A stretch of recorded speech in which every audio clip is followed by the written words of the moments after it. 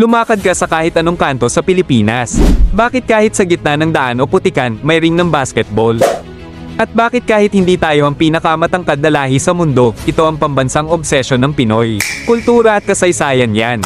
Dinala ng mga Amerikano ang basketball sa Pilipinas noong 1910 sa pamamagitan ng YMCA at public school system. Binuo ito para sa kababaihan noong una, pero mabilis itong pumasok sa kurikulum at naging paboritong laro ng mga kabataan sa buong kapuluan. Bakit ito mas sumikat kaysa sa football? Space efficiency at low cost. Hindi kailangan ng malawak na damuhan.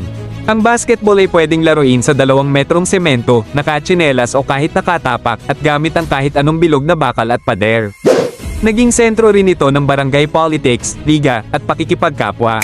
Noong 1954 FIBA World Championship sa Brazil, nakuha ng Pilipinas ang bronze medal, ang pinakataas na pwestong nakuha ng anumang bansa sa buong Asya sa kasaysayan ng FIBA. Dito napatunayan ng bansa na ang diskarte at bilis ay kayang pumalag sa matatangkad na dayuhan.